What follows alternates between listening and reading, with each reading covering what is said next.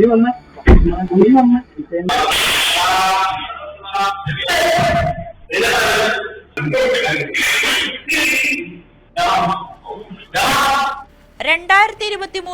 April 5 Kunnamkulam police സ്റ്റേഷനിൽ നടന്ന ക്രൂരമർദ്ദനത്തിന്റെ ദൃശ്യങ്ങളാണിത്. ചൊവ്വന്നൂരിൽ വഴിയരികിൽ നിന്ന സുജിത്തിന്റെ സുഹൃത്തുക്കളെ പോലീസ് ഭീഷണിപ്പെടുത്തി. ഇത് ചോദ്യം ചെയ്ത സുജിത്തിനെ അകാരണമായി SI നുക്മാൻ കസ്റ്റഡിയിലെടുക്കുകയും തുടർന്ന് സ്റ്റേഷനിലെത്തിച്ച് മർദ്ദിക്കുകയുമായിരുന്നു.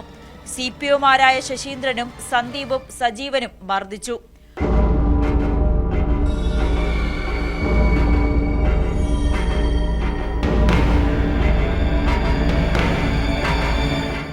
മദ്യപിച്ച് പ്രശ്നമുണ്ടാക്കിയെന്നും പോലീസിനെ ഉപദ്രവിച്ചതായും കൃത്യനിർവഹണം തടസ്സപ്പെടുത്തിയെന്നും കാട്ടി വ്യാജ FIR ചമച്ച് സുജിത്തിനെ ജയിലിലടയ്ക്കാനായിരുന്നു പോലീസിന്റെ നീക്കം.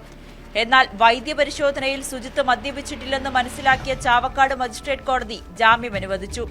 പരിശോധനയിൽ സുജിത്തിന്റെ കേൾവിക്ക് തകരാർ സംഭവിച്ചതായും കണ്ടെത്തി. സുജിത്ത് പോലീസിൽ പരാതി നൽകിയെങ്കിലും കേസെടുത്തിരുന്നില്ല. ഇതിനെതിരെ കോടതിയെ സമീപിച്ചു.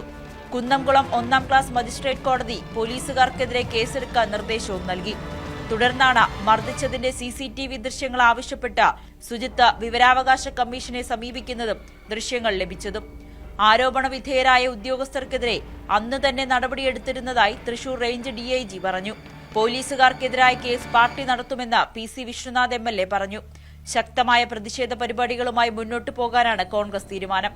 കേസിൽ വിചാരണ നടക്കുന്നതിനിടെയാണ് നിർണായക ദൃശ്യങ്ങൾ പുറത്തുവന്നത്.